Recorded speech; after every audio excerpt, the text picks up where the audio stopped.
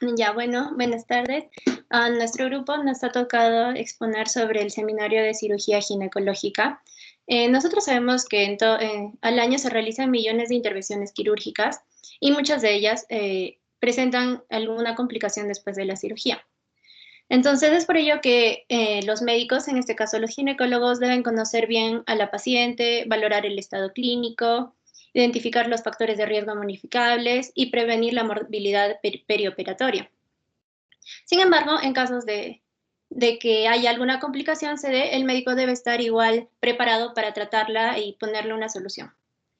Bueno, yo me voy a abocar principalmente en la parte de las consideraciones preoperatorias, que no solamente se dan en la cirugía ginecológica, sino en general.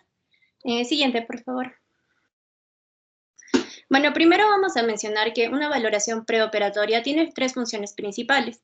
La primera es que descubre alteraciones que requieren valoración adicional y mejora para evitar complicaciones perioperatorias. La siguiente, la número dos, es que permite, bueno, la valoración, no, sí, anterior, está bien esa. La valoración permite el uso efectivo de los recursos del quirófano y el cirujano puede anticipar problemas potenciales y diseñar un plan perioperatorio apropiado. Siguiente, por favor.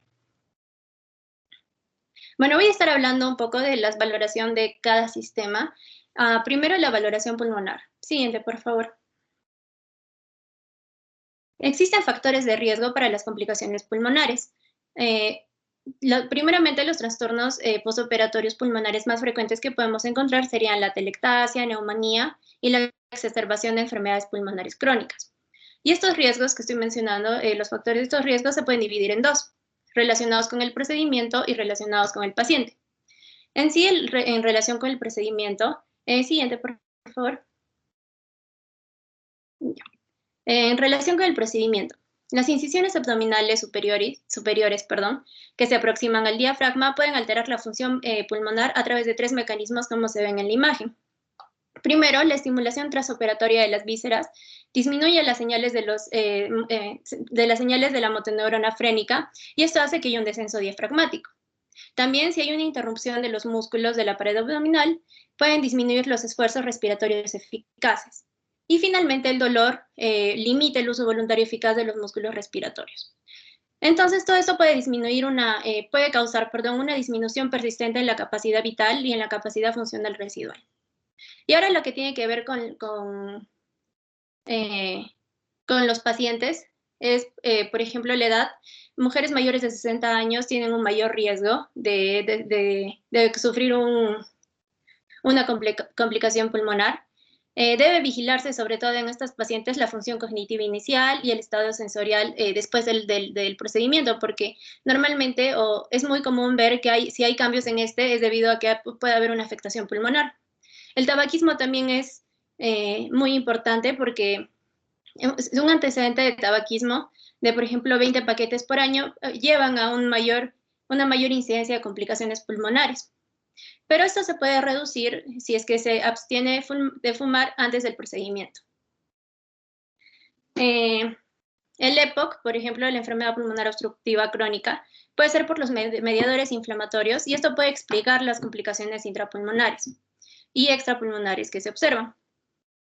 Y la obesidad disminuye la distensibilidad de la pared torácica. Y además los pacientes que tienen un IMC mayor a 30 están más predispuestas a atelectasias transoperatorias y posoperatorias. Siguiente, por favor. Ahora, dentro de lo que es ya la valoración diagnóstica, podemos ver que podemos hacer anamnesis, exploración física, también podemos realizar pruebas de función pulmonar y marcadores biológicos. Dentro de lo que es la anamnesis y la exploración física, dentro de la anamnesis puede ayudar a detectar manifestaciones del aparato respiratorio que sugieren enfermedad subyacente como intolerancia al esfuerzo, digamos la tos crónica, disnea sin explicación. Y en la exploración física podemos buscar por disminución de ruidos respiratorios, matidez a la percusión, estertores, sibilancias, estertores gruesos. Todo lo que podamos encontrar patológico nos sirve. Y ya dentro de lo que son las pruebas de función pulmonar y la radiografía torácica, se ha dicho que ofrecen poca información durante la valoración pulmonar y que estas no superan la exploración física. La radiografía torácica también no siempre se obtiene con ayuda en el tratamiento, disculpen, no siempre es...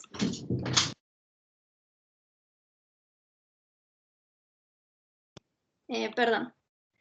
La radiografía torácica tampoco se ha mencionado que ayude en el tratamiento perioperatorio, sin embargo, podemos utilizarla en algunos casos. Por ejemplo,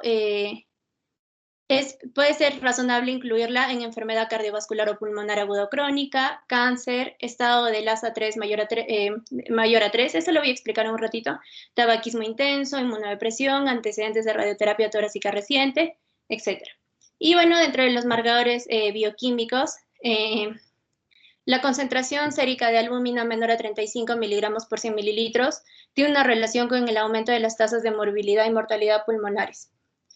La medición de la albúmina sérica no es una recomendación sistemática para todos los procedimientos ginecológicos, pero su información nos puede servir, nos puede tener un valor predictivo en mujeres que tienen edades avanzadas, por ejemplo. También podemos ver que la concentración de nitrógeno ureico en sangre, mayor a 21, también tiene una relación con el aumento en las tasas de morbilidad. Siguiente, por favor. Y aquí está dentro de las guías pulmonares preoperatorias, nos podemos basar en el ASA, que ayuda a predecir la mortalidad perioperatoria y también sirve para valorar riesgos de complicaciones cardiopulmonares y pulmonares. Por ejemplo, se puede observar que las tasas de complicaciones pulmonares postoperatorias en un ASA1 es de 1.2, en el ASA2 es de 5.4 y va aumentando progresivamente. Siguiente, por favor.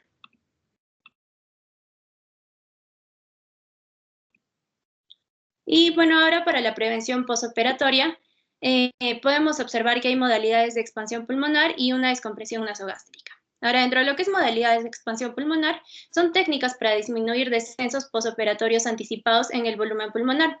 Y estos pueden ser ejercicios de respiración profunda, espirometría incentiva y ambulación temprana. Y para los ejercicios, se pide a la paciente que se realice 5 respiraciones profundas en serie y se mantenga por 5 segundos cada hora mientras esté despierta. Y a esto se le puede agregar un espirómetro incentivo. Y la ambulación temprana también mejora la expansión pulmonar. Ahora, lo que es descompresión nasogástrica, después de una intervención quirúrgica, a menudo se le coloca una sonda nasogástrica para descomprimir el estómago. Sin embargo, esta intubación expone a la paciente a riesgos de, por ejemplo, sinusitis o neumonía intrahospitalaria. Entonces, las indicaciones deben ser de uso selectivo y, por ejemplo, pueden ser solo para distensión abdominal sintomática, náuseas o vómitos postoperatorios que pueden deberse a un posible ilio. Siguiente, por favor. Ahora lo que ya es entrando a la valoración cardíaca. Siguiente, por favor. Voy a hablar sobre factores de riesgo también para las complicaciones cardíacas. Entre ellas están las coronariopatías, insuficiencia cardíaca congestiva, arritmias, hipertensión y cardiopatía valvular. La coronariopatía es una causa importante de muerte en países desarrollados y contribuye a tasas de complicaciones cardíacas perioperatorias. Por eso es importante siempre tenerla ahí en cuenta.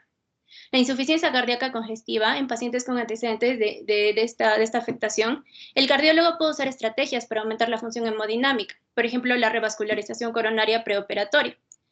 Además, también la utilización prudente de diuréticos casi siempre previene la hipovolemia. Dentro de las arritmias, se debe enfocar en la corrección del proceso primario que está causando esta afección. Y la hipertensión se ha visto que no es predictiva de complicaciones postoperatorias y por lo tanto no debe retrasar la operación. Sin embargo, hay excepciones, por ejemplo, cuando las presiones arteriales sistólicas están mayores a 180 miligramos de mercurio y si las presiones diastólicas están más de 100. Y dentro de la cardiopatía valvular es menos frecuente. Y bueno, de todas estas, la estenosis aórtica es el factor más importante. Siguiente, por favor. Dentro de lo que es ya la anamnesis y la exploración física para valorar si estas complicaciones cardíacas, debemos tener, por ejemplo, una estrategia de anamnesis, como se muestra en la imagen. En esta podemos preguntar, se divide en 1 a 10 METs, y se puede preguntar, ¿no? ¿Puede usted, por ejemplo, cuidarse a sí mismo? Y así se van aumentando las preguntas hasta llegar, por ejemplo, más de 10 sería si puede participar en deportes extenuantes como dar, jugar tenis individual. Entonces, todo ello nos da dando un pronóstico. Y para la exploración física, lo que los doctores buscan son, por ejemplo, edemas en zonas de declive, distensión venosa yugular, palpación torácica para ver el choque de punta y el frémito, auscultación de arterias carótidas para descartar soplos, también valorar la frecuencia cardíaca, la regularidad de los ruidos cardíacos, entre otros. Siguiente, por favor. Y bueno, ya en las pruebas diagnósticas se ha visto que las que sirven son el electrocardiograma de 12 derivaciones y la radiografía torácica. Siguiente. Dentro de las estrategias preventivas, tenemos los bloqueadores beta perioperatorios, la revascularización coronaria y la anemia. Entonces, los bloqueadores beta perioperatorios no es muy recomendado porque se demostró que aumentan las tasas de mortalidad por cualquier causa. A pesar de que disminuye algunos infartos miocárdicos no letales, hay tasas de apoplejía y hipotensión aumentadas, entonces por eso no es muy recomendado. Dentro de lo que es la revascularización coronaria, el cateterismo cardíaco diagnóstico se debe considerar en pacientes cardiópatas de alto riesgo. Y dentro de lo que es anemia, se ha visto que es un factor de riesgo independiente para esta insuficiencia cardíaca congestiva. Y se ha encontrado que la corrección de anemia, incluso los que son leves, permiten mejorías notables en la función cardíaca. Siguiente, por favor. Ahora dentro de lo que es valoración hepática. Siguiente. Como sabemos, el hígado tiene una participación fundamental en lo que es el metabolismo de fármacos, síntesis de proteínas, glucosa, factores de coagulación, así como excreción de compuestos endógenos. Entonces siempre es necesario tener en cuenta o valorar este órgano. Entonces, en pacientes que tienen sospecha de hepatopatía, la investigación debe incluir antecedentes familiares de, por ejemplo, ictericia, anemia, viajes recientes, exposición al alcohol u otras toxinas hepáticas, y también el uso de fármacos. Ahora, en lo que se busca en la exploración física es ictericia cutánea, o de las esclerótidas también, telangiectasias, ascitis, hepatomegalia, asterixis, caquexia. Se ha visto que las hepatopatías más frecuentes son las hepatitis agudas y crónicas. Ahora, cuando lo que se trata de hepatitis aguda, es una causa o puede ser un factor muy importante de mortalidad perioperatorio. Y por eso se debe dar tratamiento que incluya una atención de apoyo y retraso si es una cirugía electiva. Si es que es una hepatopatía crónica, la disfunción hepática es variable. Si la enfermedad está compensada, esta lleva un riesgo bajo de complicaciones perioperatorias. Y en pacientes que tienen una cirrosis, el score Child-Pugh es útil para predecir la supervivencia después de la cirugía, el que está en la imagen, la parte de abajo. Entonces, sus mediciones incluyen las concentraciones séricas de, por ejemplo, bilirrubina total y albúmina, valor de INR, gravedad de ascitis y encefalopatía. Y los riesgos de mortalidad aproximados son, por ejemplo, en la clase A del score, tiene 10%, la clase B tiene un 30% y la clase C tiene un 70% de probabilidades de complicación hepática. Siguiente, por favor. Ahora lo que es la valoración renal. Siguiente. Nosotros sabemos que los riñones participan tienen muchas funciones, entre ellas está la excreción de residuos metabólicos, síntesis de eritropoyetina y también funcionan en el equilibrio de líquidos y electrolitos. Ahora, en pacientes que tienen insuficiencia renal conocida, casi siempre se les pide o se les cuantifica electrolitos séricos, función renal, biometría hemática completa antes de una operación. Una anemia crónica, que es por insuficiencia renal, casi siempre requiere eritropoyetina preoperatoria o una transfusión perioperatoria según sea el procedimiento planeado y el grado de anemia. Y ahora para los pacientes que se someten a diálisis, siempre necesitan una vigilancia intensiva antes y después de la intervención para detectar si hay algún signo de alteraciones electrolíticas o sobrecarga de líquido. Y es importante porque puede prevenirse una lesión renal mayor si se evita el uso de fármacos nefrotóxicos. Siguiente, por favor. Ahora lo que es la valoración hematológica. Siguiente, por favor. Bueno, la anemia. La anemia es muy importante. En la entrevista preoperatoria se debe enfocar en signos de anemia sintomática, por ejemplo, como nosotros ya conocemos, la fatiga, disnea de esfuerzo, palpitaciones. También es innecesario intentar buscar los factores de riesgo para una enfermedad cardiovascular subyacente porque la anemia es menos tolerable para estas personas. Y dentro de la exploración física debemos incorporar exploraciones pélvicas y rectal minuciosas, pruebas de sangre ocultas en S y análisis de orina.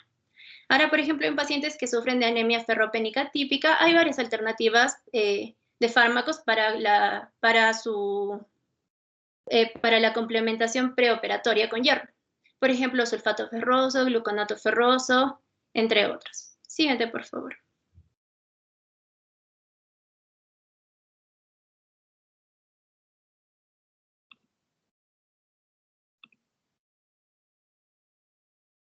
Siguiente, por favor. Ya bueno, una parte importante también sería la anticoagulación oral. Las mujeres que tienen fibrilación auricular, tienen válvulas cardíacas mecánicas o tienen una anterior, por favor, o tromboembolia venosa reciente, tienen un mayor riesgo de tener una tromboembolia venosa. Entonces, para estos pacientes casi siempre se les prescribe un tratamiento crónico con warfarina oral. Entonces, para este grupo de pacientes hay una necesidad de darles anticoagulación. Sin embargo, esta necesidad debe equilibrarse con el riesgo de complicaciones hemorrágicas del procedimiento. Después de esta suspensión transitoria del tratamiento anticoagulante, la intervención quirúrgica puede realizarse de manera segura una vez que el INR llegue a 1.5. Si el INR está entre 2 o 3, se requiere cerca de 5 o 6 días para que la cifra llegue a 1.5. O sea, siempre tiene que llegar a 1.5. Entonces, si es necesario, si es una operación más urgente y la reversión debe ser más rápida, se puede utilizar warfarina, se puede utilizar 2,5 miligramos de vitamina K en infusión intravenosa lenta. Y ahora, es más, si es que se necesita una reversión más urgente, que digamos la operación es en menos de 12 horas, se puede utilizar infusión de vitamina K y se intensifica con plasma fresco congelado. Entonces, después del reinicio postoperatorio, siguiente, por favor. Después del reinicio postoperatorio de la anticoagulación, se necesita cerca de 3 días para alcanzar valores terapéuticos. Un dato importante que debemos conocer es que la heparina postoperatoria no debe reiniciarse hasta que pasen al menos 12 horas después de una operación mayor y más tiempo si es que hemos encontrado alguna evidencia de hemorragia. Siguiente, por favor. Ahora, dentro de lo que es la valoración endocrina, nos podemos abocar más en lo que es siguiente, por favor, el hipertiroidismo, hipotiroidismo, lo que es la diabetes mellitus y lo que es la insuficiencia suprarrenal. Ahora, dentro de lo que es el hipertiroidismo e hipotiroidismo, sabemos que el estrés fisiopatológico de una cirugía puede exacerbar trastornos endocrinos como la disfunción tiroidea, como ya mencioné antes, la diabetes mellitus y la insuficiencia suprarrenal. Entonces, esta hiper o hipotiroidismo pueden conllevar alteraciones anestésicas y metabólicas. Entonces, y el objetivo terapéutico en ambas es llegar a un estado eutiroideo antes de una operación. El hipertiroidismo puede tener tiene un riesgo de tormenta tiroidea perioperatoria. Además que también existe un riesgo, un compromiso de vía respiratoria por el bocio.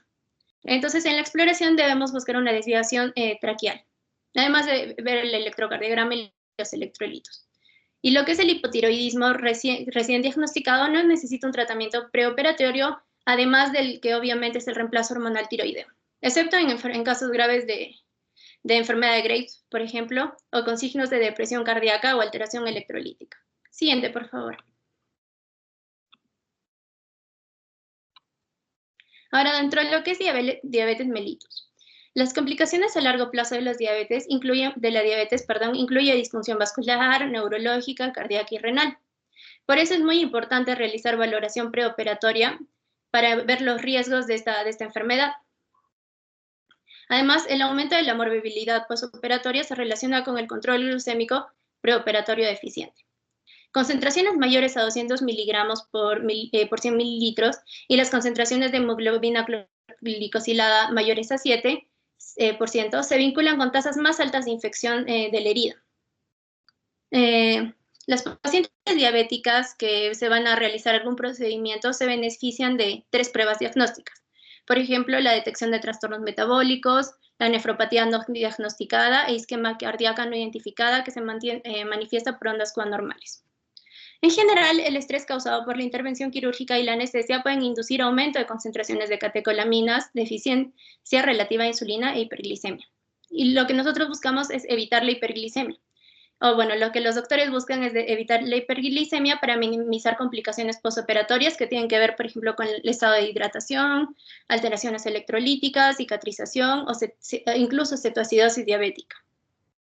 Por eso es que los médicos intentan obtener cifras menores a 200 miligramos por 100 mililitros. Siguiente, por favor. La insuficiencia siguiente, por favor. La insuficiencia suprarrenal ahora. Hay una alteración del eje hipotálamo-hipófisis suprarrenal por supresión secundaria al uso crónico de esteroides. Puede causar hipotensión perioperatoria. A pesar de que hay un conocimiento sobre esto, sigue habiendo controversia acerca de si debe haber una complementación con corticosteroides durante el periodo perioperatorio. Por lo general se asume que las personas, las mujeres o, bueno, las pacientes que se someten a un procedimiento quirúrgico que están tomando corticosteroides o que usan dosis bajas de estos, no tienen un riesgo de supresión suprarrenal. Por lo tanto, no se recomienda el tratamiento adicional. Sin embargo, siempre se debe mantener vigilancia hemodinámica para detectar si hay alguna hipotensión resistente al volumen. Y ahí sí ya se iniciaría una dosis de estrés de corticoides. Siguiente, por favor. Siguiente. Y bueno, algo muy importante también y que nunca hay que dejar de lado es el consentimiento informado. Nosotros sabemos que es muy importante porque no solo es un documento, es un proceso. Es una conversación que se lleva entre un médico y un paciente que aumenta la conciencia del paciente, por ejemplo, sobre su diagnóstico, incluye una discusión de alternativas terapéuticas, además de los riesgos que puede ocurrir en una operación, las limitaciones, a qué objetivo se quiere llegar. Entonces, además de que este documento sirve como un registro de comprensión y acuerdo de la paciente.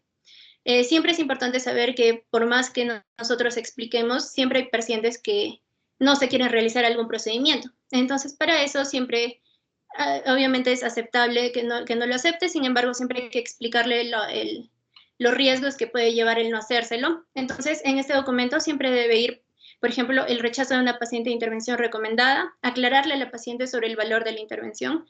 También debe estar las razones de la paciente para rechazarla y la declaración que describe las consecuencias de su salud, tal como se le describió previamente a la paciente.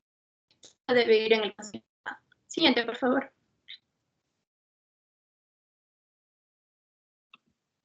Ahora, lo que es la profilaxis contra la infección. Se ha visto que la profilaxis antibiótica puede reducir de manera significativa las infecciones después de una cirugía. Siguiente, por favor.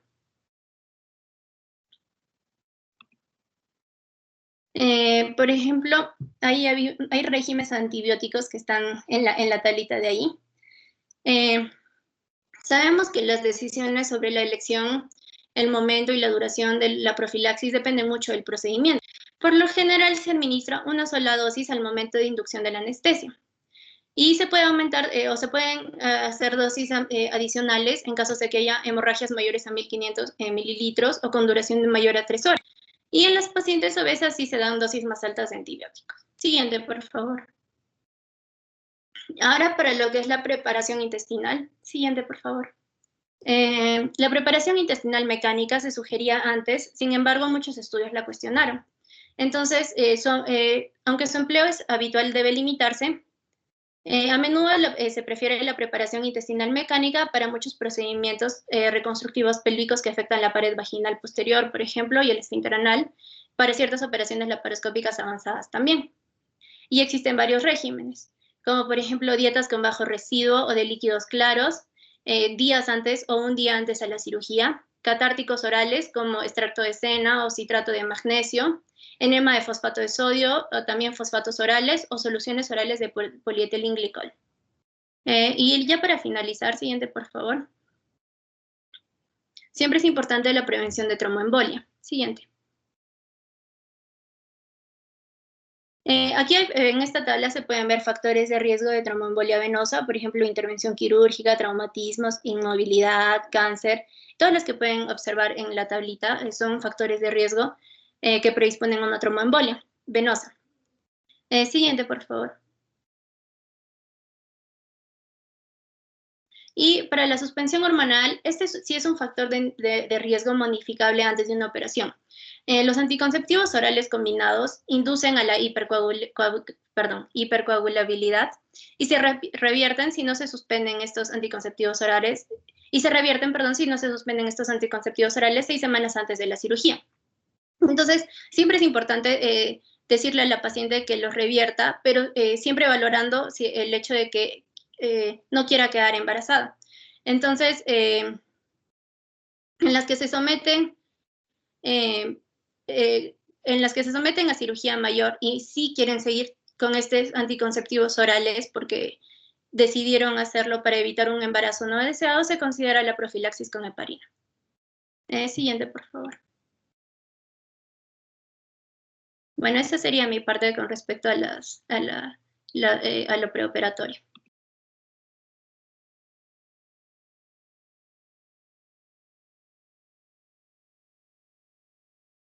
A ver, ¿quién sigue?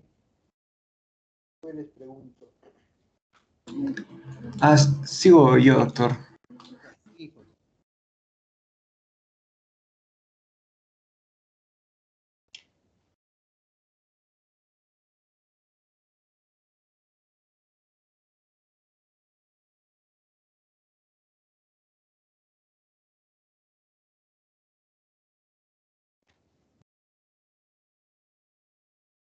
Sigue nomás, puedes presentar.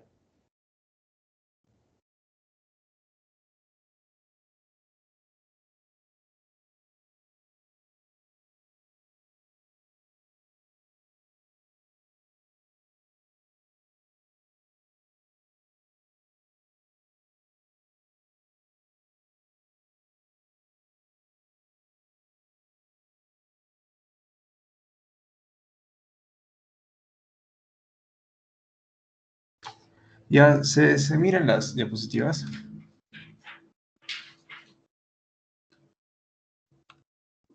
Sí, Dani. Y yo Ya. miro también, sí, no hay problema. Ya, perfecto. Ya, bueno, yo voy a exponer dos temas en realidad. El primero es la técnica quirúrgica y el segundo es el cuidados postoperatorios.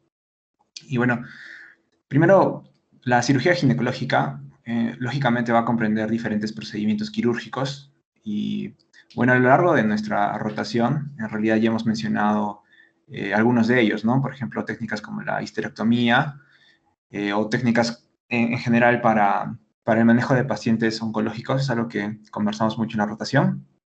Pero también hay otras operaciones que probablemente hayan escuchado, como la ligadura de trompas o la remoción de quistes ováricos, en el caso del útero también podemos encontrar la remoción de pólipos o de leiomiomas.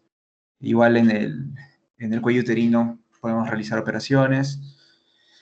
También podemos realizar embolizaciones de la arteria uterina o, como se mencionó, la histerectomía y muchas otras técnicas quirúrgicas. Así que bueno, en realidad, como técnica quirúrgica, cada una va a tener sus propias consideraciones técnicas e incluso sus propias variables dentro de todo este espectro de operaciones que pueden realizarse. Y bueno, para la técnica, en realidad, algunas consideraciones ya se mencionaron anteriormente, algunos cuidados que hay que tener, que son importantes antes de la cirugía y en el perioperatorio, que de alguna manera también comprenden todo esto que viene a ser la técnica quirúrgica en sí, ¿no? Y bueno, a ver, yendo a la siguiente diapositiva. Bueno, es lo que mencioné, siguiente. Y bueno, entonces para esto, en la técnica en sí, hay que tener algunas consideraciones. Entonces ya, más que ir a las técnicas específicas, que prácticamente quedan ya en las manos del cirujano, que para cada procedimiento hay una técnica específica y sus variantes que pueden ser optadas por el cirujano, pues hay que tener algunas consideraciones generales. Y entre ellas, primero tenemos el problema de las lesiones genitourinarias. Bueno, esta complicación es la más frecuente que surge de las cirugías ginecológicas. Y una que es muy común, muy conocida, es la lesión ureteral.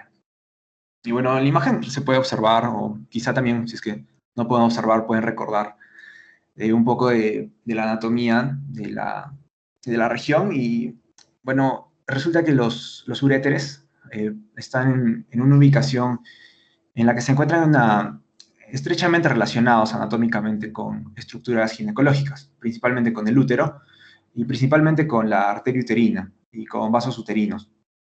Entonces, siempre existe el problema de que puede llegar a lesionarse los uréteres al momento, por ejemplo, de ligar las arterias uterinas. Y bueno, este es un problema que tenemos que tener en cuenta, tanto si es que, o sea, durante la cirugía, que es importante, por ejemplo, realizar una buena, una buena inspección, digamos, del ligamento ancho para poder reconocer la ubicación de la arteria uterina y del uréter y evitar que ocurra alguna confusión o una lesión accidental de los uréteres.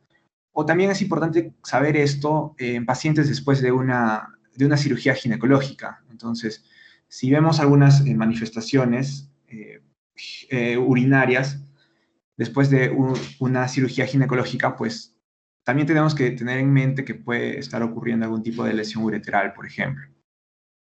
Otra lesión que podría ocurrir al momento de realizar una cirugía ginecológica es una lesión en la vejiga.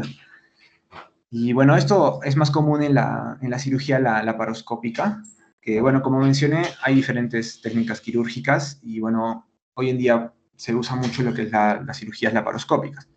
Y por ejemplo, al insertar el trocar, pues, o al exponer a algún segmento uterino, entonces puede llegar a lesionarse la vejiga en el proceso, y que también es algo a tener en cuenta. También para mencionar un poco también esto quizá un poco más técnico, es que las lesiones se pueden identificar con técnicas relativamente simples. Por ejemplo, de lo que pude leer, se puede usar carmín de índigo intravenoso y que, digamos, está en la sangre y va a pasar alrededor de 5 minutos a las vías urinarias.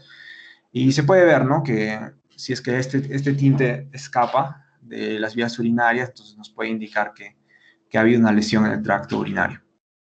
A ver, siguiente diapositiva. Bien, ahora yendo un poco a las consideraciones sobre la coagulación o los problemas en la coagulación que pueden haber. En realidad ya se mencionó el problema de la coagulación, de riesgos como principalmente de trombosis venosa, que suelen ocurrir en la cirugía ginecológica. Y bueno, este riesgo es bastante importante y también puede llegar a causar complicaciones posteriores. Y para esto, el uso de heparina como profilaxis, principalmente está más estudiada la heparina no fraccionada, puede llegar a reducir la incidencia de trombosis venosa en pacientes que sean sometidos a una cirugía ginecológica. Y también puede prevenir lo que son los tromboembolismos, que también es una complicación que tiene que ver con la coagulación. También mi compañera anteriormente mencionó en realidad algunas otras consideraciones en las que hay que tener en el preoperatorio principalmente. Siguiente diapositiva.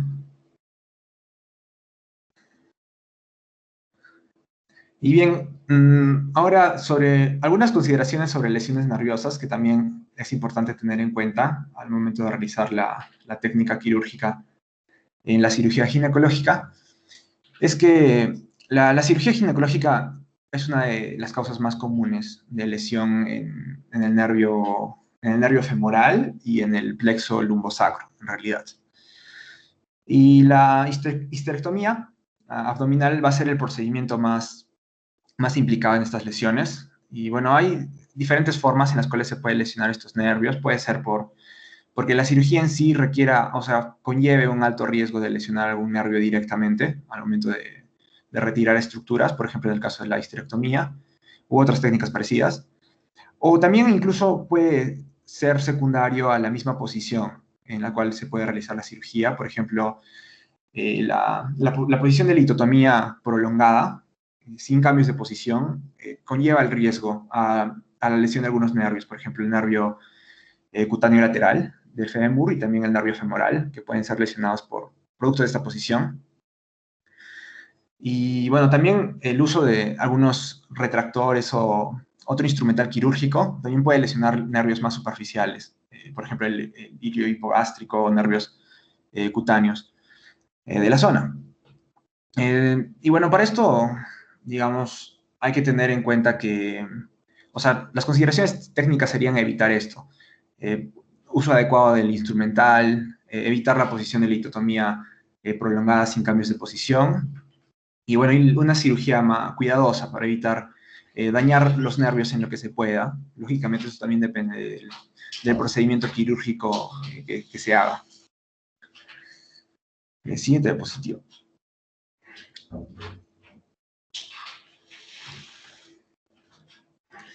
Y bueno, con eso lo mencionado sería más o menos consideraciones técnicas de la cirugía, que como mencioné, hay muchas técnicas, muchos procedimientos quirúrgicos, y bueno, esas son consideraciones generales que tienen que tenerse en cuenta. Ahora ya yendo un poco más a lo que es los cuidados postoperatorios que hay que tener en estos pacientes.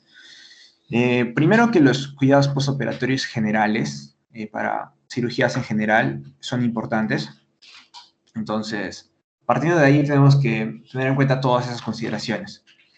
Y bueno, además, digamos, además de las consideraciones generales, también tenemos que tener cuidado, por ejemplo, con las cirugías ginecológicas que pueden debilitar el suelo pélvico y que pueden predisponer a prolapsos, por ejemplo, o incluso una cirugía ginecológica puede provenir de un problema de ese tipo ya, y producto de la cirugía, la mujer puede quedar predispuesta a sufrir de prolapsos.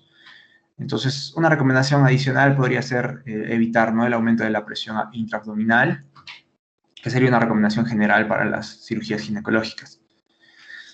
Y bueno, entre ya cuidados un poco más específicos, pues encontré 4 que eran como bastante importantes también a tener en cuenta. Bueno, el primero indicaba que era importante la movilización temprana de la paciente. Entonces, esto va a proteger de la pérdida muscular que conlleva el estar postrado después de una cirugía. Además, esto lógicamente va a reducir el riesgo de las trombosis y los tromboembolismos, que como ya se explicó anteriormente, es una complicación importante en la cirugía ginecológica. Bueno, además, esto también puede tener otros factores beneficiosos como la reducción de la resistencia a la insulina, que a veces puede ocurrir por el proceso, ¿no? Este proceso que de todas maneras conlleva estrés para el paciente. Y también otros diferentes mecanismos por los cuales puede ser beneficioso. Otro aspecto en los cuales también se puede... otro cuidado en el cual también podemos utilizar para estos pacientes es la transición a los analgésicos orales, que bueno, esto se va a asociar a una alta más rápida del paciente y va a permitirle al paciente poder retornar a sus actividades normales más tempranamente. Entonces, la transición a medicamentos por vía oral es algo también importante. Además, en el postoperatorio, otra consideración es una alimentación temprana por vía oral en el periodo que se pueda. Generalmente dentro de las 24 horas, si es que se puede, estaría adecuado, ya que esto va a reducir la hospitalización y, bueno, se sabe que no aumenta mucho las complicaciones, no aumenta las complicaciones posteriores.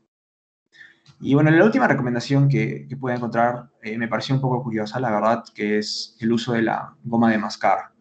Y bueno, en realidad la sociedad de ERAS, Enhanced Recovery After Surgery, lo tiene como como recomendación débil, con evidencia moderada.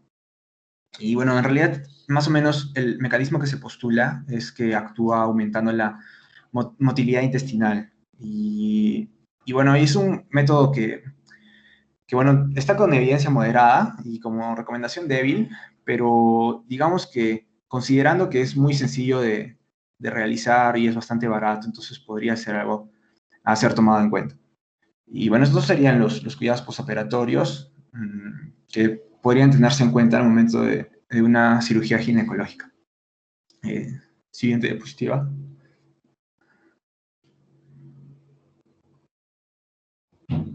No, es lo que mencioné. Sí, bueno, y eso sería por los cuidados posoperatorios, en realidad.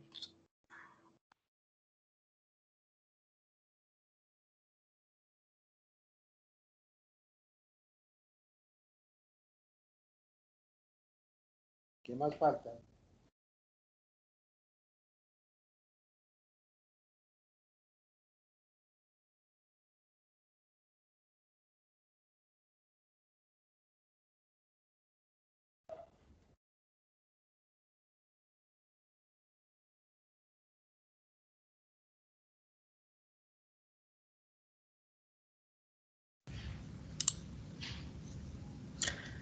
Buenos días, ¿se escucha?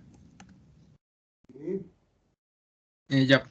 Lo que voy a hablar ahora va a ser con respecto a las complicaciones gastrointestinales. Aquí, para empezar, vamos a hablar de lo más común que vendría siendo las náuseas y el vómito en el posoperatorio. Vamos a ver que esta va a ser de las cosas más comunes que va a haber después de la cirugía, con una incidencia del 30 a 70% en personas de alto riesgo. Entre ellas vamos a encontrar a las mujeres expuestas, entre ellas están las mujeres, bueno, expuestas a este riesgo, son las no fumadoras, las que han tenido cinetosis o PNV y las que se han sometido a cirugías extensas. Vamos a ver que lo recomendado es una estrategia preventiva multimodal. ¿En qué nos vamos a basar? De 4 a 8 miligramos de dexametasona antes de inducir la anestesia, los cuales son seguidas al finalizar la cirugía, por el uso de menos de 1 miligramo de droperidol y 4 miligramos de ondansetron. Esto para aminorar considerablemente aproximadamente el 25% de estos síntomas. En caso de que surjan en términos de 6 horas de la operación, habría que utilizar unos antiméticos de clase distinta. Aquí tenemos un cuadro con respecto a estos fármacos y los cuales podemos usar dependiendo de cada tipo y las vías, como antihistamínicos, de difenhidramina, hidroxicina, meclicina, lobenzamidas, metoclopramida, trimetobenzamida, fenotiacidas, prochlorperacina, prometacina, y antagonistas de serotonina como ondansetron, granisetron y dolasetron, respectivamente cada uno en su dosis usual y por las vías determinadas. Seguido esto, lo que vamos a checar va a ser la función intestinal y la reanudación de esta dieta, para digamos que todo vuelva a la normalidad con respecto a la paciente que fue operada. Vamos a ver que para esto hay una necesidad de una motilidad sincronizada, el transporte de nutrientes a través de la mucosa y los reflejos para la evacuación de las heces, los cuales se van a estar afectados. Como vamos a ver que después de esta cirugía vamos a encontrar una disfunción nerviosa intestinal, la cual va a perturbar la propulsión normal de las heces. Primeramente vamos a ver que reaparece la actividad en el estómago y se percibe por lo general esto en un término de 24 horas. Seguido a esto viene la actividad del intestino delgado, que recién va a recuperar su actividad contráctil en este mismo lapso de tiempo y máximo en unos 3 a 4 días. Y luego 4 días después ya lo último que podremos encontrar o lo último que podría aparecer ya recién sería la motilidad rítmica del colon. Todo esto en una función de recuperación de la función intestinal y una reanudación de una dieta normal. Comentario a esto vendría siendo la alimentación en el postoperatorio, lo cual va a ser más eficaz si se comienza en una fecha temprana, pues va a mejorar tanto la cicatrización de las heridas, inducir a la motilidad intestinal, disminuir la éstesis en los intestinos y mejorar el torrente sanguíneo por vísceras, y va a estimular los reflejos e inducir la secreción de estas hormonas gastrointestinales para cortar esta duración de este hilo adinámico que se da en el postoperatorio. Vamos a ver que se ha estudiado de forma prospectiva la decisión de emprender este tipo de tratamiento con respecto a la inducción de esta alimentación temprana, ya sea con líquidos o alimentos sólidos. En el caso de estos alimentos sólidos, vamos a ver que esta primera comida en el postoperatorio, las personas que la recibieron, obviamente fue. ¿Aló? ¿Sí? ¿Me escuchan?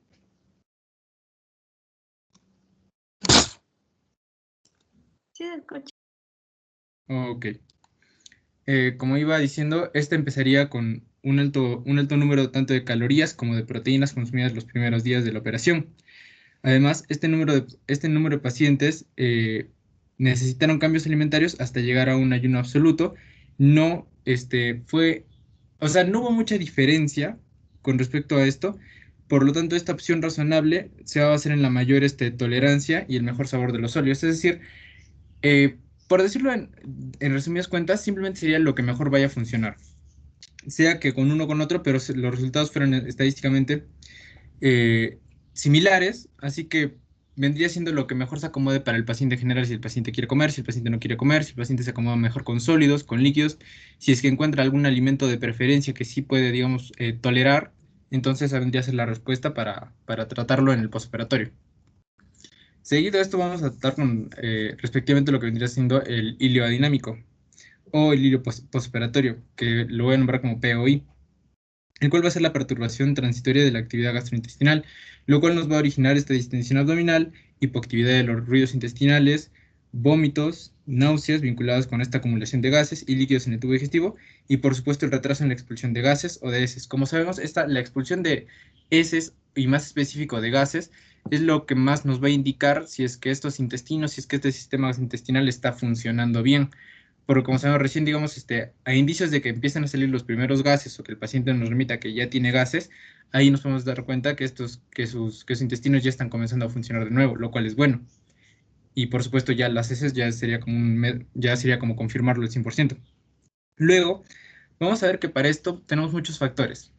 El principal de todos va a ser la manipulación de los intestinos durante la cirugía, lo cual va a generar contribuyentes que van a incluir tanto como factores neurógenos vinculados con la hiperactividad simpática, factores hormonales relacionados con la liberación de la hormona liberadora de corticotropina por el hipotálamo, y finalmente los factores inflamatorios. Finalmente está el uso perioperatorio de opioides, lo cual va a incrementar las cifras de este hilio posoperatorio. Seguido de esto, por costumbre, tenemos la realización de la represión de electrolitos y líquidos por vía intravenosa.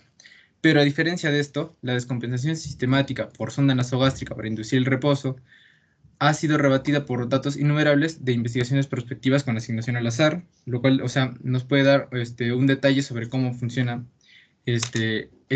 por así decirlo, tratamiento frente a esto. Luego vamos a seguir con lo que vendría siendo ya la obstrucción intestinal. La obstrucción, más respectivamente, obstrucción de yeyuno-ilio, lo cual va a ser, puede ser parcial o completo y ser consecuencia de adherencias después de la cirugía intraabdominal o infecciones o cánceres. Por supuesto, aquí lo que vamos a referir más va a ser después de una cirugía intraabdominal por adherencias postoperatorias. Esta obstrucción del intestino delgado nos va a surgir después del 1 o 2% de todas las histerectomías abdominales, y prácticamente la mayoría de estas van a ser obstrucciones completas. Esa obstrucción se puede presentar mucho tiempo después de esta misma cirugía, con una media intervalo de intraabdominal primaria y SBO cerca de 5 años. El tratamiento contra esta SBO, o sea, obstrucción del intestino delgado, vamos a ver que es semejante a la que se utiliza contra el POI, pero un elemento que diferencia a las dos es la importancia que se le va a conceder a evitar estas secuelas graves de la obstrucción del intestino delgado. Durante esta última, el interior del intestino vamos a ver que se va a dilatar en sentido proximal a la obstrucción y en sentido distal puede surgir la descompresión. Vamos a ver que la proliferación excesiva de las bacterias que se van a acumular en la zona proximal del intestino delgado nos va a inducir fermentación, y esta fermentación por tales microorganismos va a empeorar la dilatación del mismo.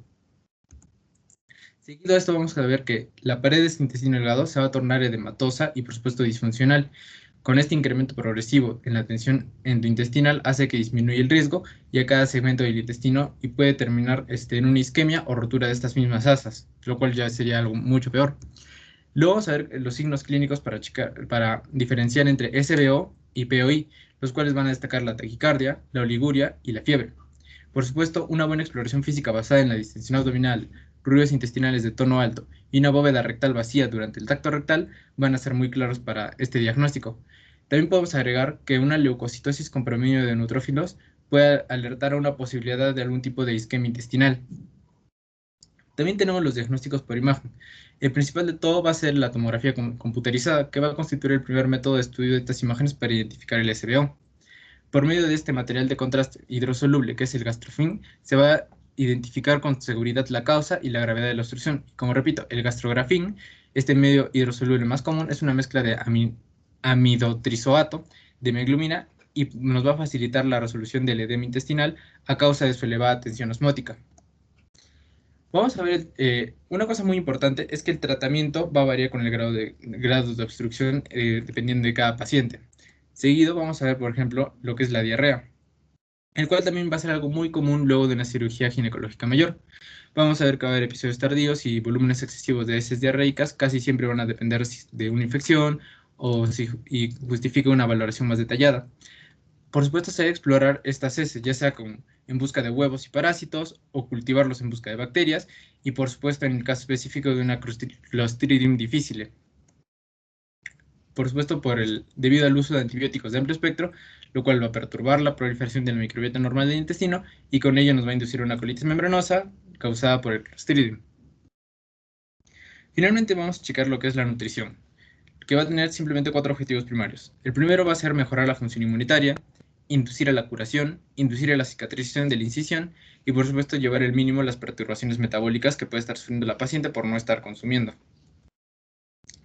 Finalmente vamos a ver este cuadro de necesidades nutricionales y recomendaciones. Con respecto a las necesidades nutricionales, vamos a ver que este valor basal en mujeres va a estar basado en esta fórmula de 65.5 más 1.9 multiplicado por la talla en centímetros, más 9.6 multiplicado por el peso en kilogramos, menos 4.7 multiplicado por la edad en años. Igualmente, el total de calorías que va a ser 100 a 120% de este valor. La glucosa, que va a ser un ingreso calórico entre el total de 50 a 70% para conservar la glucemia menor a 200 miligramos por 100 mililitros. Y finalmente las proteínas de 1.5 miligramos por kilogramo por día de peso actual en un BMI menor a 25 o 2.5 gramos por kilogramo por día de peso ideal en un BMI mayor a 25.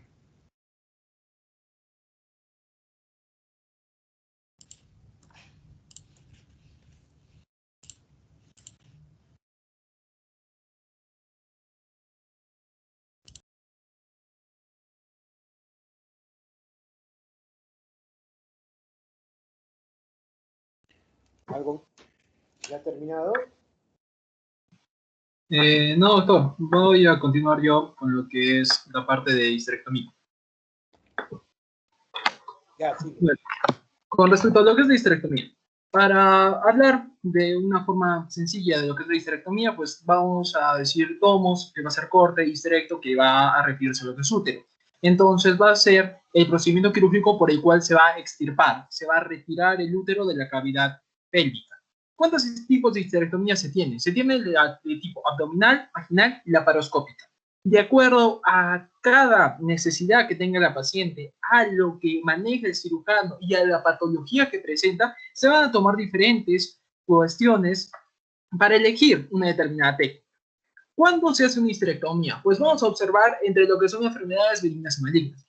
Las enfermedades malignas van a ser más que todo lo que es cáncer, ¿sí? Sea cáncer de ovario, cáncer de endometrio, obviamente ya estadios avanzados donde haya llegado a lo que es útero o sean anexos uterinos. Con respecto a lo que son enfermedades benignas como un leiomioma que es bastante grande, adenomiosis que le llega a afectar la calidad de vida de la paciente, endometriosis en la cual este tejido endometriósico ha migrado hacia otras partes de lo que es el aparato genital femenino, o puede haber llegado a peritoneo, a otros órganos, a haber invadido y provocar ese dolor, prolapso de algunos órganos pélvicos en los cuales se va a tener que retirar debido a la gran predisposición que puede llegar a presentar de dolor o también de lo que son infecciones. Las EPI, debido a las lesiones tubáricas, debido a las lesiones que ocurren también en ovario por este proceso inflamatorio.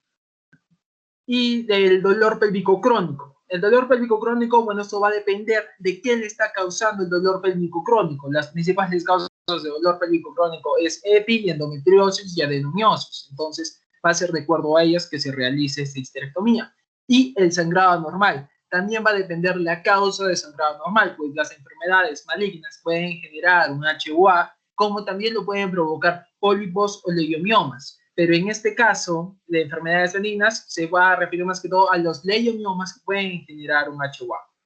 Muy bien. Con respecto a la valoración del paciente, el paciente tiene que ser valorado y tenemos que tomar en cuenta los siguientes datos. Uno de ellos es la confirmación del diagnóstico. ¿Cómo se va a hacer una cirugía si no se sabe de qué se está operando? Entonces, la confirmación del diagnóstico se hace gracias a las pruebas del laboratorio que se le ha pedido a la paciente y a lo más importante, signos y síntomas que ella presenta. Con esto se va a poder llegar a una causa y en el preoperatorio definir la mejor técnica que pueda ser realizada en esta paciente. Pero como les dije, esto va a depender tanto de qué técnica, de acuerdo a la causa, la habilidad que tiene el cirujano con una determinada técnica y a lo que decida la paciente. Entonces, de acuerdo a esos tres factores, gira para elegir entre lo que es una histerectomía abdominal, vaginal o laparoscópica. Para descartar lo que es el cáncer de cervix es muy importante en estas pacientes, especialmente en las pacientes que ya son añosos, ya ha pasado todo su ciclo reproductivo y han llegado a la menopausia. También es importante observar si presenta HUA y si presenta infecciones. ¿Por qué es importante las infecciones? Porque pueden llegar a colonizar, y más que todo en una cirugía en la cual se está exponiendo la cavidad abdominal a un sistema, a un órgano que tiene su propia flora, va a ser mucho más complicado y aumenta el riesgo a infecciones. Entonces, ¿qué se hace en estos pacientes? Bueno, se va a tratar el riesgo a infecciones de tracto genital inferior o a lo que son disbiosis vaginales, como una vaginosis bacteriana. Entonces, como ya les repetí, eso depende bastante de la clínica, depende del doctor y depende de la paciente. Aquí les traigo una comparación entre lo que es una histerectomía abdominal y una histerectomía vaginal. ¿Cuál es la diferencia entre ambas? Como pueden ver, la paciente que le han hecho una histerectomía abdominal está media preocupada. ¿Qué le preocupa a esta paciente? Lo que le preocupa es la cirugía, lo que genera es una cicatriz más o menos grande a nivel de lo que es hipogastrio. Entonces, esto le preocupa a la paciente. Deja esa pequeña marca de la operación. Pero no solamente eso, sino que también la paciente puede llegar a presentar fiebre o a presentar infecciones, ¿sí? Como pueden observar en la primera imagen, aquí estamos viendo cómo se hace el corte a nivel de hipogastrio para exponer así a los órganos pélvicos y realizarse la histerectomía.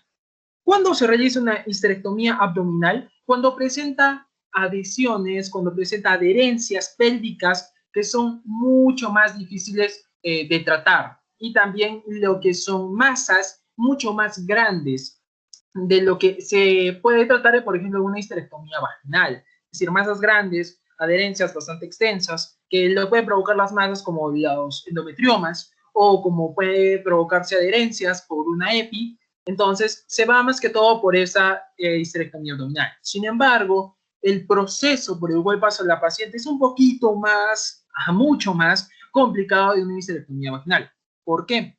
Porque el periodo para recuperarse es mucho más largo, pasa mucho más tiempo en el hospital y también lo que menciona Yuri es que se aumentan los costos.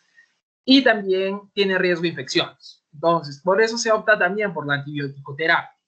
Con respecto a la histerectomía vaginal, es mucho menos costosa, se quedan menos días en el hospital y el dolor es mucho menos y la recuperación es mucho más favorable para este tipo de pacientes.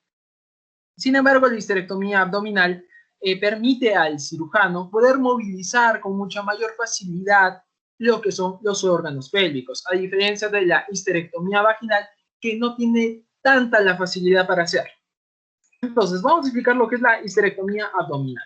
En el preoperatorio, obviamente, tenemos que tomar en cuenta diferentes cuestiones. Una de ellas es el uso de antibióticos. Como les dije, se está abriendo un órgano pélvico que tiene su propia flora. Entonces, se va a tratar con antibiótico-terapia. Lo que nos dice el Schwartz es que esta antibiótico-terapia tiene que basarse en lo que es cefoxitina o cefazolina.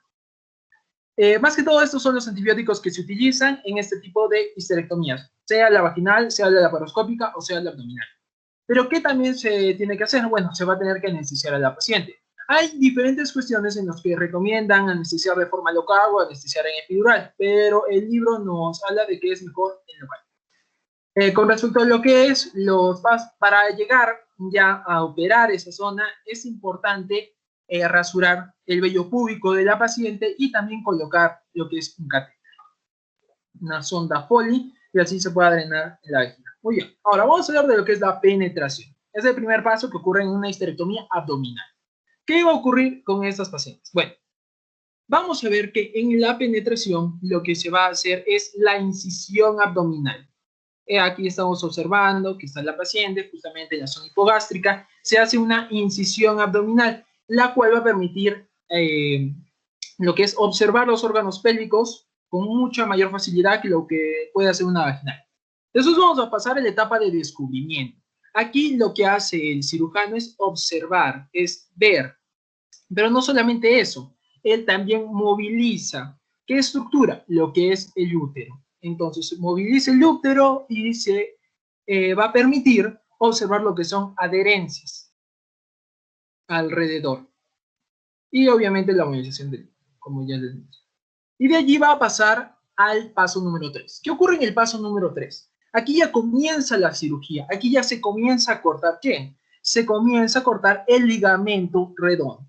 El corte del ligamento redondo, como estamos observando aquí, va a permitir ¿qué? Va a permitir visualizar lo que es el retroperitoneo y va a permitir visualizar lo que es el uréter.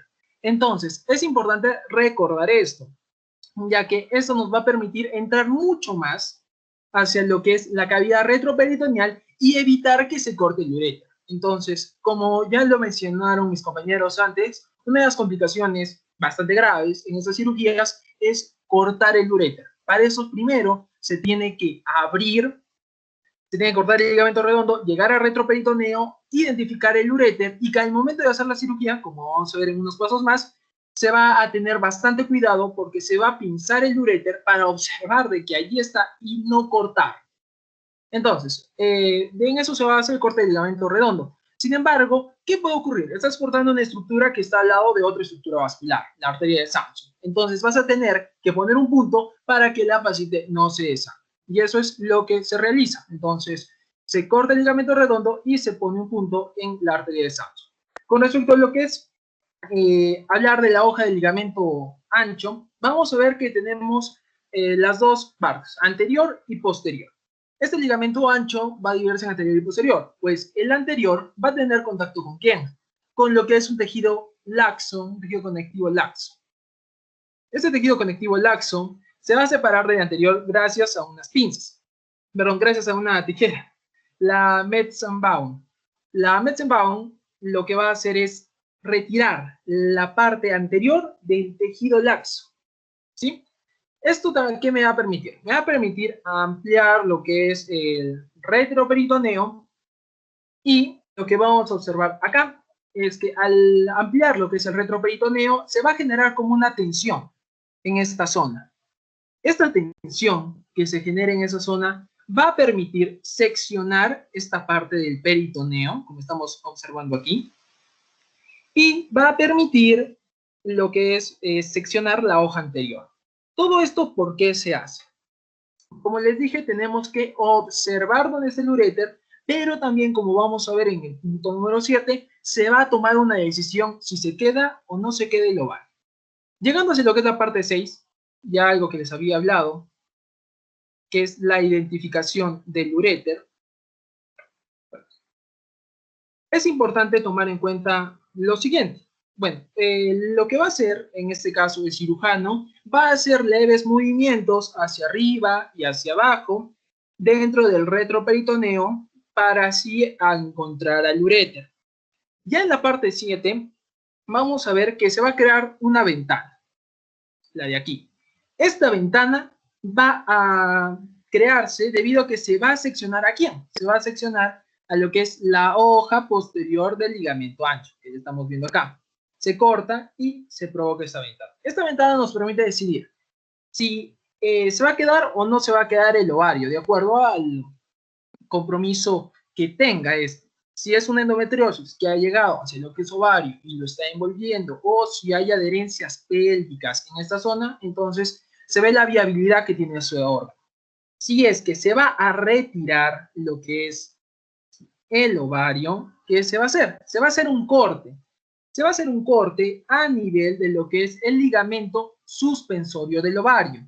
Se va a hacer un corte transversal frente a este ligamento y así ya vamos a ver al momento de retirarlo, en lo que es una anexectomía. ¿Qué va a ocurrir en este caso? Nosotros observamos que tenemos aquí nuestro ovario y tenemos acá la trompa. Pues vamos a agarrar una pinza Babcock y se va a identificar ambas. Ahora, ¿qué también se va a hacer en este proceso de la anexectomía? Se va a poner una pinza Gini en esta de acá, viendo el uréter, identificando el uréter para que no se corte. Y se va a cortar lo que es el ligamento suspensorio del ovario. Este ligamento suspensorio del ovario, al cortarlo, nosotros vamos a después a hacerle un nudo, lo vamos a anudar para que así no se desangre, porque también hay las arterias que discurren a través de él. Y bueno, ya en la parte 9 se decide si se va a quedar o no se va a quedar lo que es el ovario. Si es que se va a conservar el ovario, pues esta ventana que hemos creado nos va a servir bastante. Y se va a separar el órgano de lo que es el útero, que es lo que se va a extraer en esta paciente. Ahora, si nosotros hablamos de lo que es el colgajo de la vejiga, recordemos que hay un espacio recto vesical. Este espacio recto vesical va a estar cubierto por peritoneo. Entonces, lo que se va a hacer es lo siguiente. Uno es empujar la vejiga hacia adelante para así evitar infecciones, nos menciona. Pero lo importante es la sección del peritoneo. Esta sección del peritoneo va a permitir que después con una pinza, perdón, con una tijera, Metzenbaum, va a ingresar y va a cortar este tejido conectivo, separando lo que es la vejiga de los órganos pélvicos inferiores, de lo que es el cuello uterino, de la vagina anterior. Entonces, esto ocurre al cortar el peritoneo. Con respecto a lo que es la denudación de la arteria uterina, ya se han hecho diversos pasos. Ahora vamos a ver lo que pasa con la arteria uterina. Como pueden ver aquí, ya habíamos hablado de lo que es el ligamento suspensorio del ovario, que ya se ha cortado justamente en el paso número 8, y ahora vamos a denudar la arteria uterina. La arteria uterina va a estar rodeada de lo que es tejido conectivo, y al estar rodeada de tejido conectivo, lo que se va a hacer es retirar el tejido conectivo, igual con una tijera Metzenbaum. Se va a retirar el tejido y se va a pinzar con una pinza Gini en el istmo uterino. Lo que vamos a ver ahora es que con una pinza Kelly se va a poner en la parte más distal, ¿sí? Y se va a cortar, ¿estamos bien? Se va a poner una pinza Kelly en la parte más distal de estas dos pinzas que están comenzando a sostener a la arteria uterina y se hace el corte. Al final, el corte va a provocar que esta arteria sea separada de su otra extremidad y se haga un punto, para que así no se desangre la paciente. Con respecto a lo que es la amputación del fondo uterino. La amputación del fondo uterino va a tomarse en diferentes medidas. Una de ellas es si el fondo uterino es bastante grande. Si es bastante grande, se pasa a retirar. Si es que no es tan grande, entonces no se retira. ¿Cómo va a ser? Bueno, primero se agarra lo que es el fondo uterino y se corta justamente esta zona. Se pone lo que son pinzas Kocher, tanto en la parte anterior, aquí voy a dibujar la vagina, lo que es en la parte anterior y la parte posterior de la vagina. Entonces, si se corta, se va a coagular, más que todo en la porción media superior cérvico-uterina. Se cierra con un muñón, como lo vamos a ver en las siguientes partes, y se ponen los puntos. Entonces, se cierra y se ponen los puntos. Eso en el caso de que se ampute lo que es el fondo uterino. Con respecto a lo que es los ligamentos cardinales. Con respecto a los ligamentos cardinales, se va a colocar una pinza Gini recta, que estamos observando acá. Y esta pinza Gini recta, después de que se coloca, se va a comenzar a cortar con un bisturí. Esto va a depender de qué tan largo es este conocido ligamento cardinal. El ligamento cardinal puede estar al lado del ligamento uterosacro en su parte más inferior, en su parte más distal, y es algo bastante a tomar en cuenta. Con respecto al ligamento uterosacro, lo que hace el cirujano es comenzar a palpar y ejercer tracción en el útero. En la mayoría de lo que son enfermedades benignas, pues este ligamento uterosacro, como les dije, se queda cerca de lo que es el ligamento cardinal y a la pinza. Con respecto a lo que es el corte de vagina. El corte de vagina, ya primero lo que vas a hacer es identificar mediante la palpación el nivel más bajo. Y esto es importante, ¿por qué? Porque como recordamos, el cuello uterino está en conexión con lo que es la vagina y se tiene que identificar la parte más baja para que no se corte de esta forma el cuello uterino. Entonces, se pueden hacer diferentes técnicas. Una de ellas es que si no se identifica adecuadamente dónde está el cuello uterino, lo que se puede hacer es un corte. Un corte que permita al cirujano ingresar su dedo e identificar dónde está el cuello uterino. ¿Esto qué le va a permitir? Le va a permitir saber dónde está y dónde hacer el corte, como podemos ver acá. Y acá tendría que hacer el corte debajo de lo que es el cuello uterino. Y es así como nosotros vamos a ver a estos pacientes que se le va a retirar la vagina. Se le va a retirar el cuerpo del útero.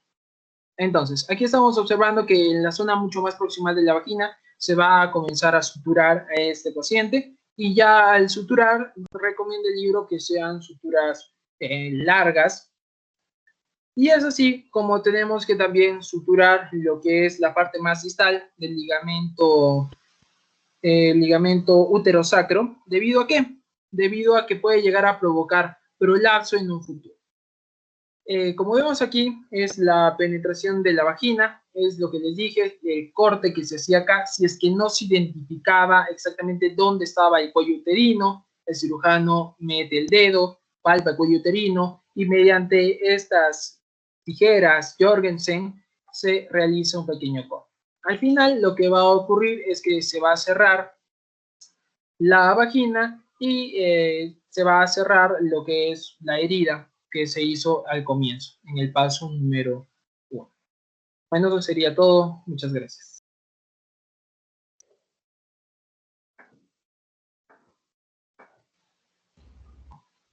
No hay más exposición.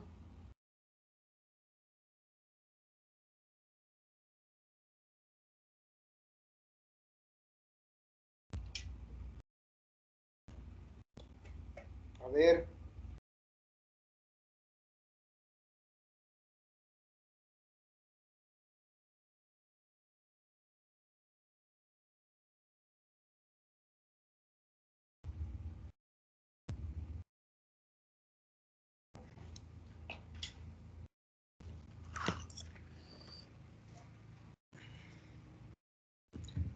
Aló.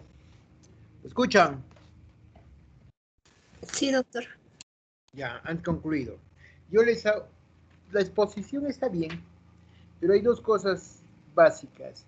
Las técnicas quirúrgicas que utiliza cada escuela o cada médico toma los pasos principales que siempre deben tomar. Tenemos que ligar redondo, tenemos que ligar infundíbulo pélvico, tenemos que ligar uterinas, tenemos que ubicar uterosacros y tenemos que extirpar el cuello o la vagina.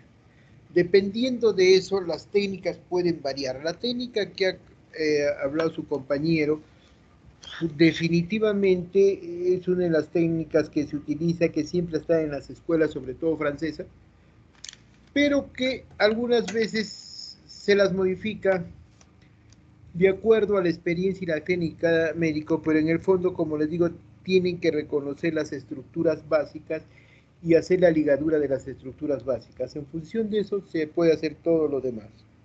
En segundo lugar, si se dan cuenta, para hacer cualquier intervención quirúrgica, tienen que participar varias especialidades, como es cardiología, como es anestesio, y si tuviera una patología agregada a esta paciente, como nefropatías,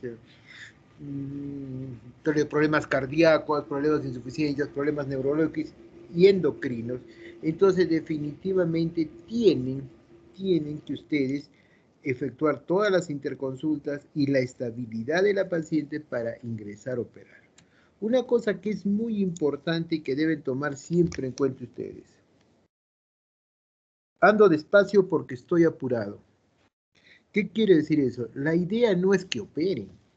La idea no es solucionar el problema de la operación, porque el problema de operación, si es que no evalúan bien al paciente, puede ser la punta del iceberg. Y esa paciente después tiene todas las complicaciones y después es dolor de cabeza para ustedes. Entonces, definitivamente no se debe acelerar. Primero tienen que hacer todos los estudios habidos y por haber de las pacientes, todo, y en función de eso, ustedes pueden hacer todo lo demás que quieran. Pero entonces eso significa que la paciente debe estar en un equilibrio tanto físico como mental. Y si tienen que utilizar al psicólogo, es real. O sea, ¿por qué? Deben tomar en cuenta, como dijo su compañero, la preocupación, bueno, si es una persona muy joven se preocupa por el tipo de incisión, pero normalmente actualmente el 90% de médicos que hacen laparotomía hacen incisión Fanesti, no hacen infraumbilical, o sea, la mediana infraumbilical. Y la otra cirugía que es la laparoscópica, ¿no? Que tiene no sus pros y sus contras, sino que tiene indicaciones precisas. Pacientes que han sido operadas anteriormente de cirugías pelvis, cirugías abdominales, complicadas, si han tenido que se llama abdomen peritoneal, tienen peritonitis, complicaciones de adherencias, normalmente no se recomienda una cirugía laparoscópica. Ahora, en segundo lugar, siempre a la paciente, y eso no es algo menos importante y no olvidarse, no, antes de cualquier cosa, y para mí sería mucho más importante que ustedes hagan el consentimiento informado. O sea, definitivamente eso le salva mucho a las personas de cualquier problema que pudiera generarse. No es tan secundario ello. Yo me puedo pasar hasta un examen, y lo puedo manejar de alguna forma. Pero si yo no tengo la firma del consentimiento informado por parte de la paciente o familiar y una buena explicación, eso les puede traer más problemas que olvidarse de hacer una hemoglobina o un tiempo de protrombina. Entonces, eso es importante. Después, lo que tienen que ver ustedes, ahora, en el caso del preoperatorio y postoperatorio, se está cambiando mucho en las escuelas. Por ejemplo, en muchos lugares, les hablo de mi hospital, ya no se coloca, ya no se hace rasurado normalmente, porque dice que el rasurado al traccionar el vello puede producir, favorece las infecciones y todo ello. Entonces, en algunos lugares ya no se hace rasurado. En el Seguro Social creo que sí todavía hacen, pero en otras instituciones ni para el parto ni para la cesárea. Entonces, lo que ustedes siempre tienen que ver, está bien la explicación, todo lo que han expuesto, pero lo más importante es tener sus puntos básicos. Entonces, en preoperatorio, la paciente tiene que tener todos sus análisis preoperatorios, lo mínimo una paciente sana es sus análisis pre y evaluación cardiovascular. Eso es básica. En segundo lugar, si una paciente tiene ciertos factores de riesgo, ver cuáles son sus factores de riesgo y hacer las interconsultas respectivas. Tercero, en el preoperatorio deben firmar su consentimiento informado. Y cuarto, una vez que recién tengan todo, recién traten de programar. No, primero programen y después hagan lo demás. Segundo lugar, la técnica quirúrgica sí puede variar desde las aparatomías hasta las laparoscopías, pero que definitivamente lo que sí tienen que tomar siempre en cuenta es que sea la forma de abordaje del cirujano en una histerectomía, como explicó su compañero, siempre tienen los puntos básicos. Ligamento redondo, separar ligamento ancho, encontrar las uterinas. En algunas veces se debe ubicar, algunos ya lo que hacen es no ubicar el uréter, siendo divulsión que se llama eso para encontrarlo, sino algunos se alejan del uréter tratando de no encontrarlo. Entonces son técnicas ya de cada médico, pero definitivamente en punto de referencia es el uréter, ligar uterinas, uterosacros y después a nivel vaginal, ¿no? Una cosa importante que dijo su compañero, a veces los cuellos son muy largos, a veces hacen una cirugía cerrada de vagina, o sea, ponen dos pinzas, una a cada lado del fondo de saco vaginal, cortan, se extraen el útero con el cuello respectivo y después sutura. Pero cuando es un cuello muy largo o no les ayuda mucho poder disecar la vagina y poder las pinzas, lo más fácil es cortar la vagina, exponerlo al cuello y a través de pinzas que van pinzando, generalmente se les llaman las pinzas Alice, o si hablamos un reloj la vagina, ponen pinzas a las 12, a las 6, a las 3 y a las 9 y entonces cortan y exponen. Claro que definitivamente en este procedimiento hay que hacer una buena limpieza de vagina porque la estamos comunicando la parte exterior con la interior, ¿no? Y siempre no se olviden que, yendo la mano eso, siempre no se olviden que siempre hacer su ducha vaginal, en este caso sí es importante, en el día anterior a la operación. Y todo lo demás sigue consecuente. Ahora, definitivamente, si esta persona han evaluado anterior de la operación sus factores de riesgo o durante el acto quirúrgico ha sucedido algo que podría facilitar una infección, entonces definitivamente ya ustedes, como dijeron sus compañeros, una u otro antibiótico, dependiendo de escuelas y dependiendo de experiencias, van a darle, porque deben tomar en cuenta que la histerectomía es una de las operaciones más mórbidas que puede presentarse en la cirugía ginecológica. Eso es en términos generales, está bien su exposición, entonces creo que con eso estamos terminando ahora, mañana el otro grupo y el lunes otro. No sé si tienen alguna pregunta.